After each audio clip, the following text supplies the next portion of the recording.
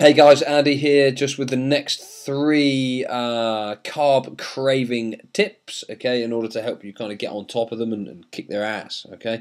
So look, the next one is increasing your insulin sensitivity. This is a big one, right? The more sensitive your body is to insulin, the less insulin is required to sort out your blood sugar levels.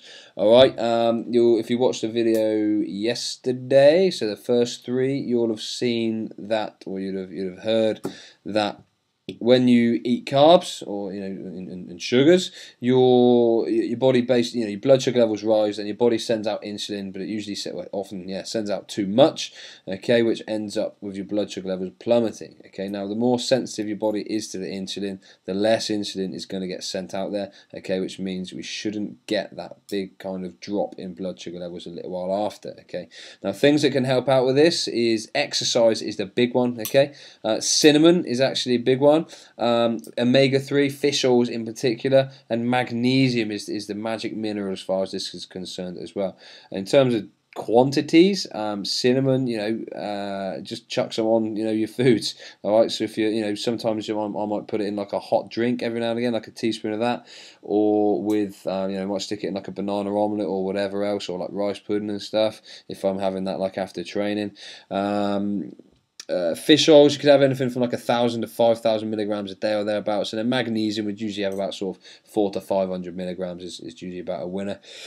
Next one here as well is actually hitting a lower carb diet. Okay, it doesn't mean zero carb, and certainly if you've not, if you go in like sort of 5+ days low carb or without any carbs, then you kind of need to have a look at that, because that can actually cause you to become insulin resistant. Okay, which is a bummer, okay, because what will happen there is your body will actually send out a twat load of insulin, which is really not going to help you, in particular, lose fat around the love handles. Okay, so a lower carb diet. And that lower carb might literally mean not having your mid morning Twix, or your mid morning like rice cakes or whatever. Okay, cool. Next one, spice up your food. Right, if your diet's boring, you're not going to stick with it. Okay, if the food you eat doesn't excite you, you're probably not going to stick with it. You're not going to enjoy it. Right, so spice your foods up to make your meals as interesting as you can. This is simple, real simple stuff.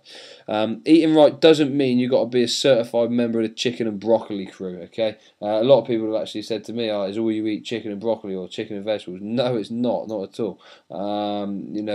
It's important to have a varied diet. It's important to have a good lifestyle, and it's important to get a wide variety and a good balance of nutrients.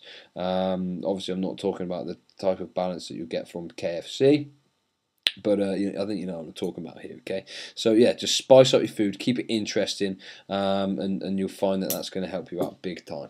All right. Next one, this is the last one I'll go through today. Enhance your gut health. All right, this is a pretty big one. If you've got a poorly functioning gut, that's going to lead to inflammation within your body.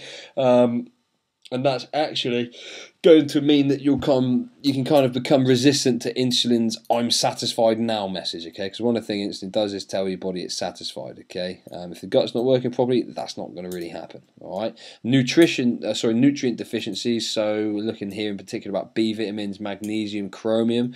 Where food's not properly digested, if your gut's not functioning very well, that can all lead to carb cravings as well. Can also cause like low moods, which often lead to emotional eating, pretty much. So you craving high carb foods for that sort of kick or that boost. All right, so the thing to do here really is boot out those intolerable foods, and actually kind of use a probiotic as well to help your body out.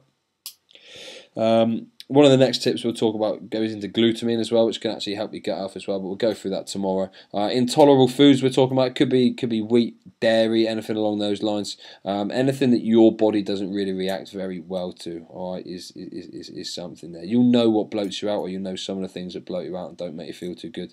If there's other things, which there probably are, that's a good idea to take a load of stuff out of your diet and then gradually put things back in. All right, so hopefully that will help you out. Oh, if you're on about probiotics as well, then I use one from alimentnutrition.co.uk, and that's a pretty decent one, rather than like Yakult or something like that. Cool. All right, I'll be in touch tomorrow. Take it easy.